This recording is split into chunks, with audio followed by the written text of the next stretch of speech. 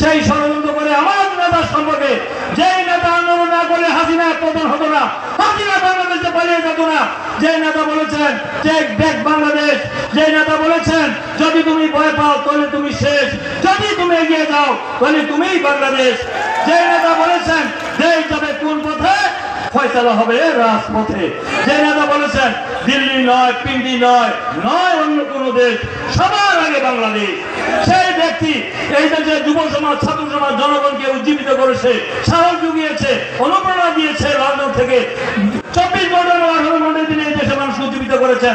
দিনের নৈতিক সমর্থন নয়, প্রত্যক্ষভাবে এই আন্দোলন সংগ্রামের তিনি ছিলেন মাস্টার মাইন্ড। সেই আন্দোলনের সরকারের পতন হয়েছে, সেই বৈষম্য বিরোধী ছাত্র আন্দোলনে তারাও চেয়েছিল সরকার পতন আন্দোলনে চায় নাই, তারা একদম আন্দোলন করে নাই, আমরা একদম আন্দোলন করেছি তারেক রহমানের নেতৃত্বে।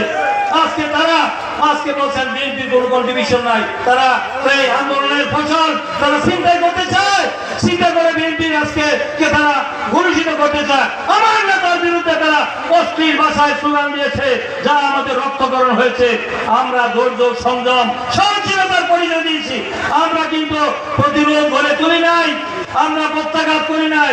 আমরা বুঝেছি তারা ফাঁদ পেতেছে, চক্রান্তের ফাঁদে পা আমরা দেই নাই, উস্কানিতে পা দেই নাই। সেখানে আমরা রাজনৈতিক ভাবে আমরা মোকাবেলা করবো, কোনো পেশি শক্তি দিয়ে নয়।